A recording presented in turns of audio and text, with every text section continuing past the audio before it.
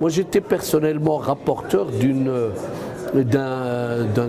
conférence sur ce qu'on appelle les partenariats publics-privés. C'est un colloque qui s'est très bien passé parce qu'il y a eu 3 tables rondes quand même. Je félicite les organisateurs parce que c'est un challenge pour trouver des intervenants, des thématiques. Et puis aussi les participants parce qu'ils sont restés très longtemps. Ce que j'ai déduit de ce colloque, c'est que il y avait un schéma avant. On pensait tous que le développement économique passait par l'État. C'est l'État qui doit tout gérer.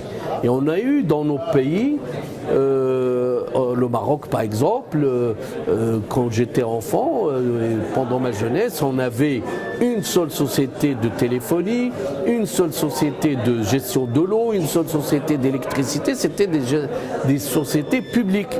Et on a également eu le monopole dans le domaine du transport, etc.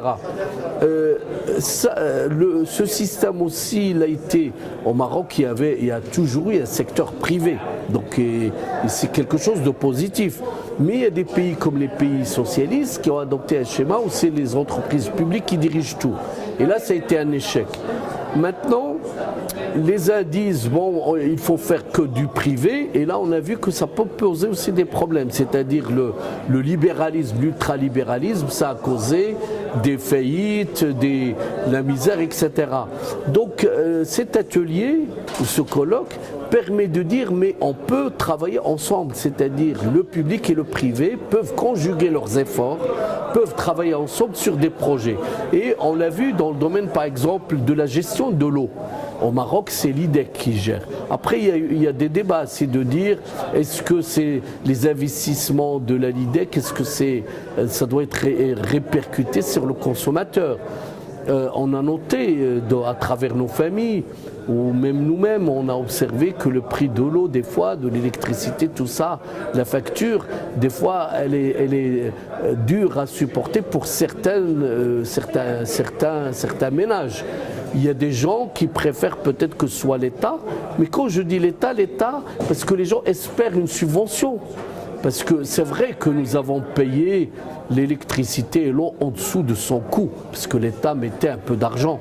Mais j'ai donné l'exemple de l'Algérie, où l'eau était gratuite. Mais malheureusement, les gens ils sont pas raisonnables, ils ont gaspillé de l'eau, ils laissaient l'eau couler toute la journée, parce que c'est gratuit.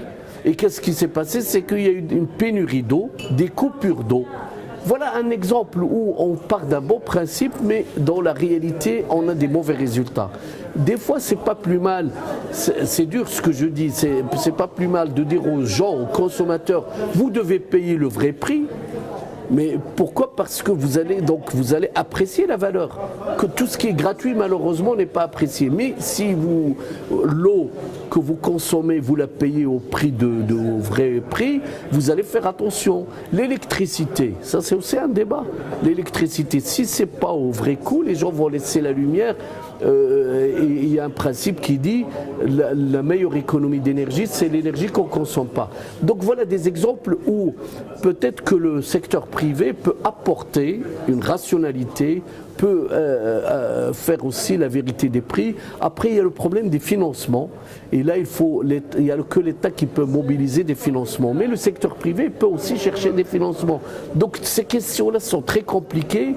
Je pense que ça mérite de les approfondir, de partir sur des pistes que, à la fois, le secteur public apporte sa garantie, parce qu'il ne faut pas oublier qu'il y a des projets qui sont de long terme. Et le privé, il va dire, moi, si c'est amorti au bout de 50 ans, ça ne m'intéresse pas. Regardez les chemins de fer, c'est amorti au bout de 50 ans. Il n'y a que le public qui peut le faire. Par contre, un projet, une exploitation pétrolière, ça peut être rentabilisé très vite. Et là, ce n'est pas à l'État de chercher, parce que ça coûte très cher, il faut le savoir. L'exploration pétrolière, minière, ça coûte très cher. Et puis, la question importante, est-ce que c'est à l'État de prendre en charge tous les problèmes et tous les risques? Parce que le secteur privé peut prendre des risques, mais il gagne aussi. Donc ce sont les vraies questions qu'il faut vraiment se poser. Et à mon avis, il ne faut pas faire d'idéologie. Il faut dire, moi j'ai dit, il faut efficacité, équité sociale et efficacité économique. Il faut que ce soit efficace.